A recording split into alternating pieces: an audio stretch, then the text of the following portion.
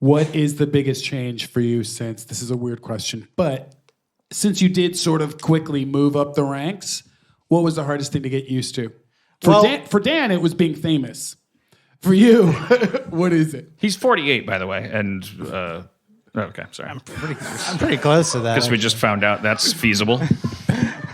But it took. It took a little while. It took a while for me. But then once it started, I'll say, like, when I got my first job as a writer, I was 37, and I was Rick and Morty. Jesus Christ, you really are really old. Yes.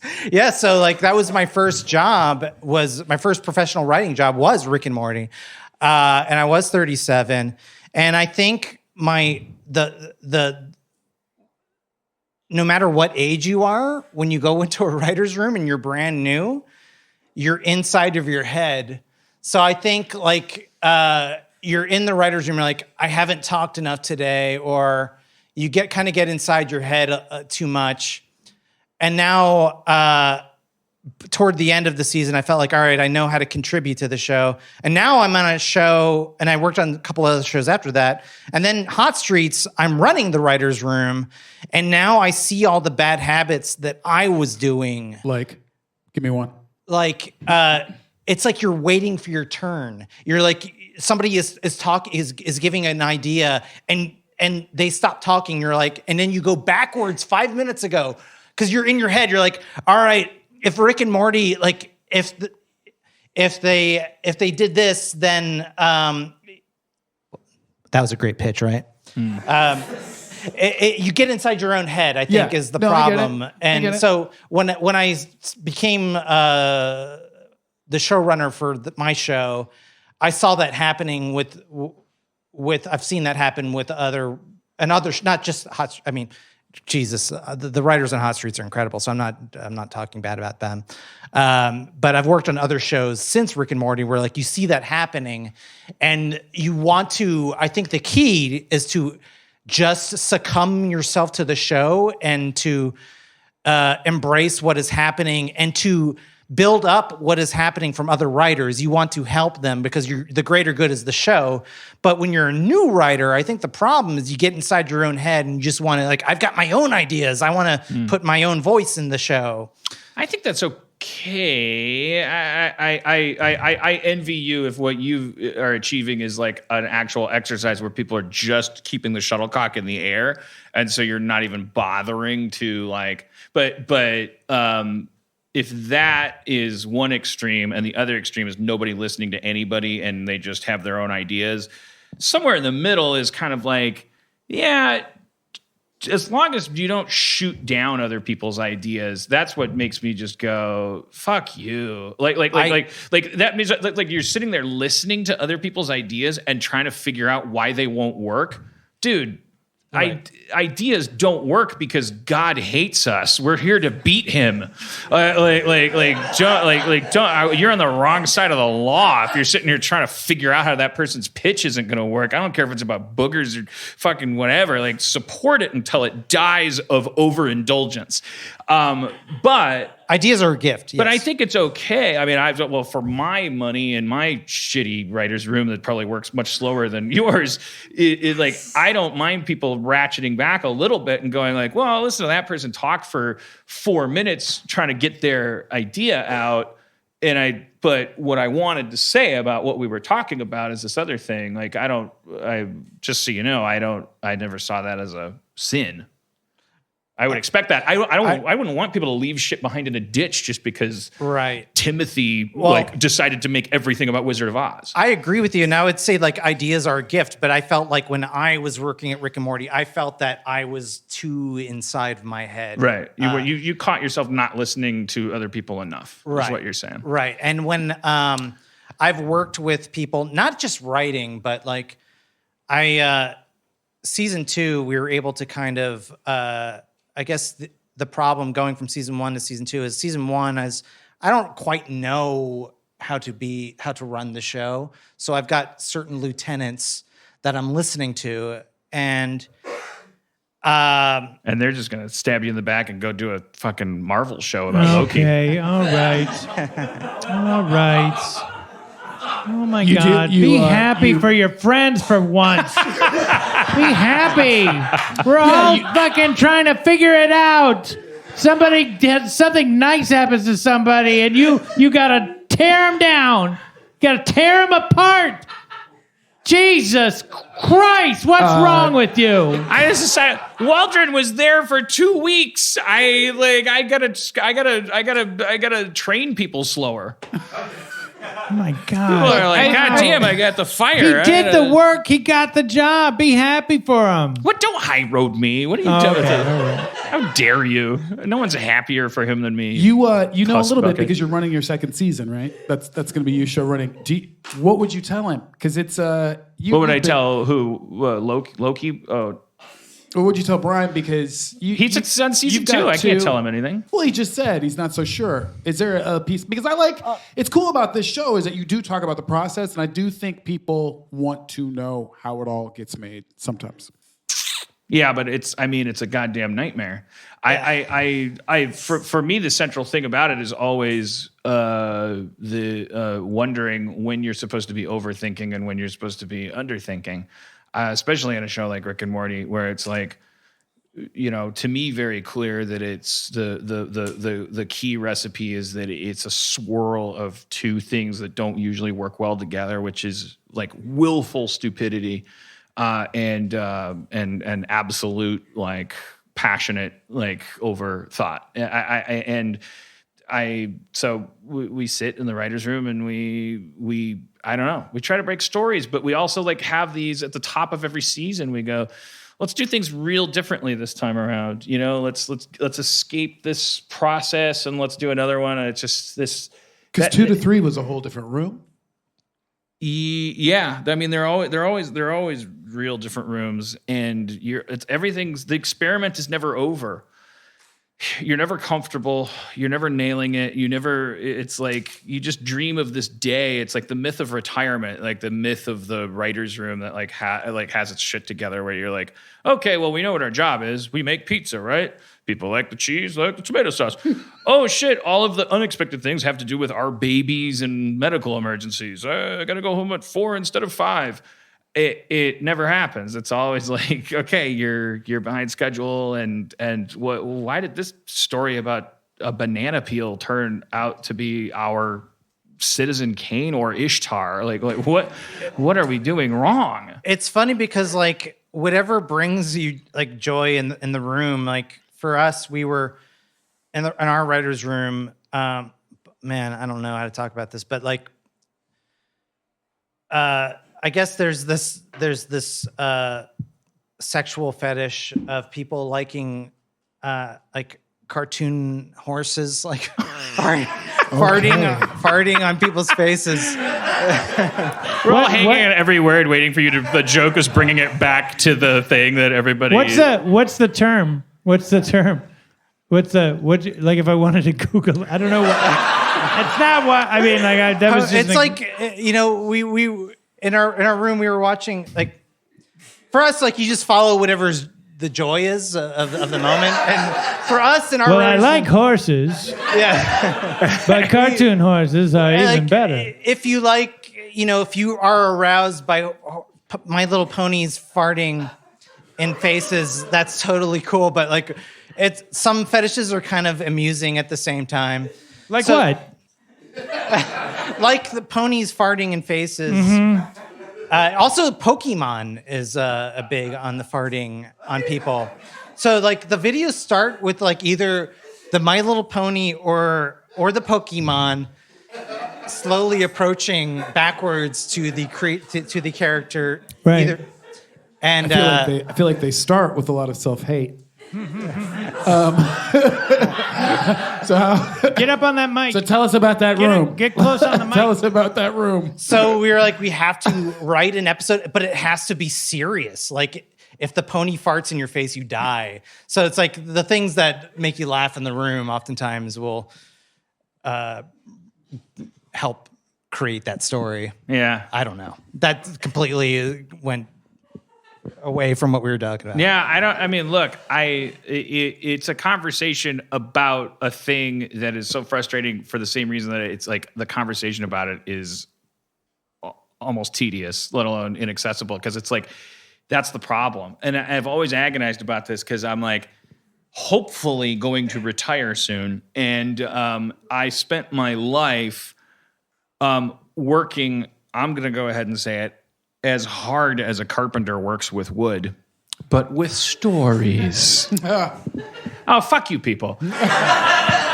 No, but I mean, like I've said it over and over again. It's like the fucked up thing is that from the beginning of the first moment when two people got to two pieces of wood and said, "Let's make a porch," like the first time. Don't act like I don't know architecture. The first time that they figured out.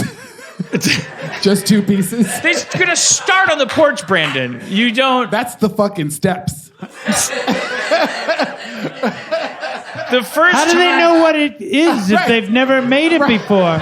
Let's make a porch. That's my point. What's a porch? What? Well, do you got a piece of wood? That's my point. Well, those will be the steps, so we got to get some more wood to make the porch. You can get online right now and type, "I need to make a porch" into Googlepedia, and you will be able to draw on 5,000 years of people making shit with wood, right? Because every time a joist gets invented or discovered, there's like racks of shit at Home Depot, and there's Time Life books, and there's people sharing notes. And when things don't work, they don't make the cut. That's right. And they evaporate. So when you have something as simple as like making a house that people live in or making a porch swing, you have this like mimetic evolution where people compare notes and share what they've learned.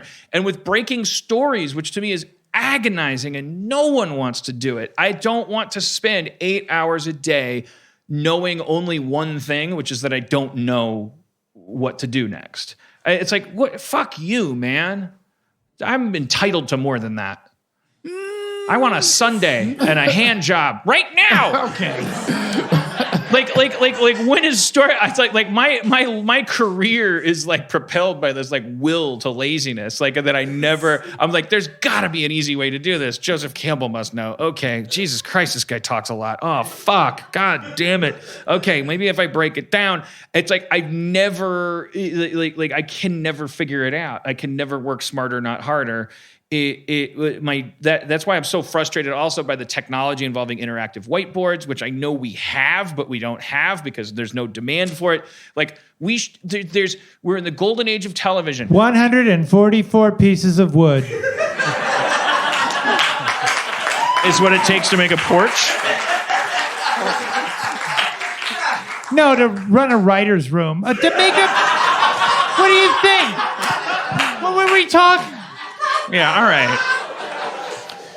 We should be able to know, like, how it's like I like if I could go back in time through a Russian tunnel, What?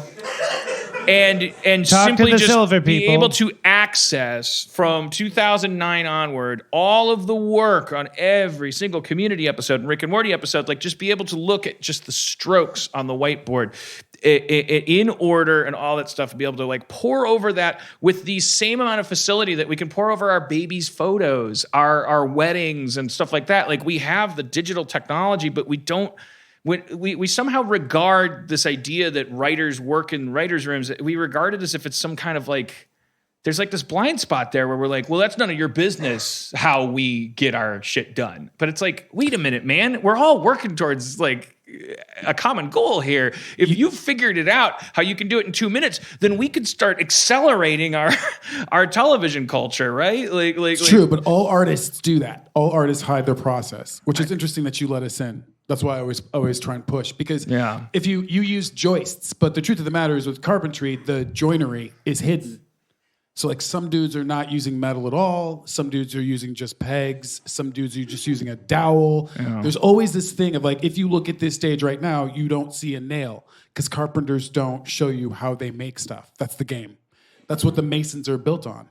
Is the entire You're right. Well, the of, Masons, that was their first impulse. It was like, wait, are you thinking what I'm thinking? Yeah, we know how to make a doorway not fall on your head when you open the door. Well, fucking, how about we keep this from people until the next election? Yeah, you're right. That's their first instinct. And to be honest, even when you're painting, you're trying to use paints that nobody else can get their hands on. If you, I don't like that impulse. I don't like it, and I don't think it's because I'm a noble person. I think it's because I'm so fucking much more narcissistic than other creatives. I actually like in my head, and I think this is changing now. I'm 46, but I think in my 25-year-old like Max Landis-y brain, I think that not this weekend. Not this weekend.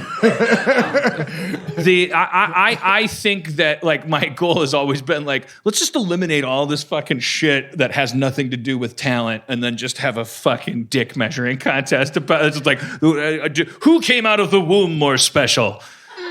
What's with all this Mishigas getting in the way? You know, like how hard it is to figure this and that out. But like, I don't think that way anymore because it's like digging through a cotton candy mountain, like looking for a bad writer. Where was that going to go? What I could use is a good room full of very talented collaborators that I wish I knew how to use better. Not here. Did you go through a process, Wysol, or Speed Demon, as we've come to call you?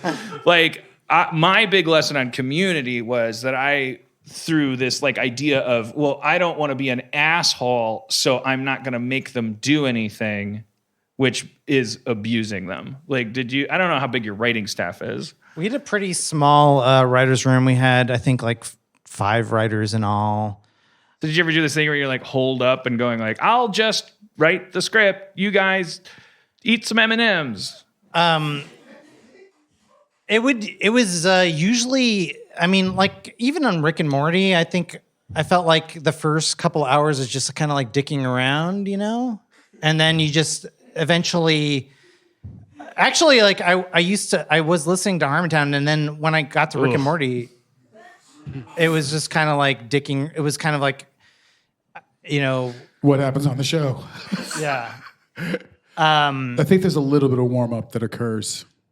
Yeah. So you're just kind of having fun as a group, and sometimes you'll find something that sparks pleasure, and you try to find what that pleasure is and how to get to it, and how to, like, I think in season 2 it was like Get Swifty, the song. We all thought it was funny. Like, how do we write a story for that? Because that brings us a lot of pleasure. Yeah. Yeah.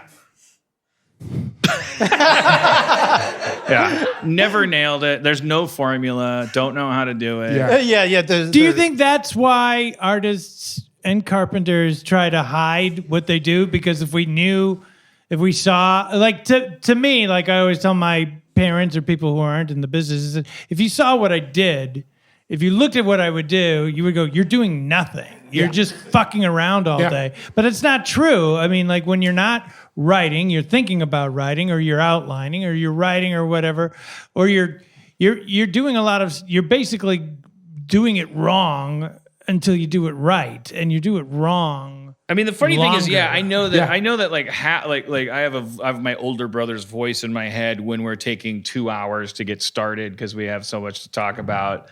And it's like, wait, when are you guys going to ever do anything for a living except sitting there fucking jerking each other off? But then I also, the same voice in my head as soon as we get started for the next 4 hours is like 20 minutes into it. I know every ghost in my head, like that. I feel all of them snap. Like, and they go like, this is ridiculous. Why are you thinking about this for so long? Just have fun. It's just a good show. He has a booger ray. Every lesson you've ever learned is about having fun. Why are you ruining it? Stop ruining it. You're ruining it. Stop. You're overthinking it. And then you go like, I'm not going to overthink it anymore. I'm like, what if he just had a booger ray? And then you're just like, okay, he's got a booger ray. Like, write the scene. He's got a booger ray, and he's got a booger ray, and you just read it and everyone goes, pfft. And maybe sometimes you even just go all the way through therapy and you go like, fucking just keep it moving. He's got a booger ray. Draw it. Draw the booger ray. And then they like draw it, and the musician goes like, booger ray theme. Here comes the booger ray. And then the editor like pieces it together, and everyone's got bloodshot eyes, and they're like, here it is. And they press play, and it's like, hey, Rick, Morty, whoever you are, I got a booger ray. I'm going to pull it out. Here's the booger ray. Zap, zap, zap. Oh, geez, Rick, you really shot good with that booger ray. Yeah, I did, Morty, didn't I? I really did. I really shot good with that booger ray. But I always do it 100% with that booger ray. 100% booger ray. 100years.com booger ray. Oh, that's great. Yeah, that's great, Morty. That's great. 3 minutes later, and then they press pause, and now you got 2 EPs at the top going like, ugh. Seems to lack a little something. Yeah, but don't want to call it the part where we agonize in the writer's room because that makes everyone mad too. Let's figure out how to fix it. I haven't figured it out. Well, I think because I'm working on a 11-minute show, we can do the Booger Ray episode, you know, and it's not the 22-minute where. Hey man, he's stealing your idea. Yeah, it's season 2, episode 1 is the Booger Ray episode. We stole it, and it's coming out.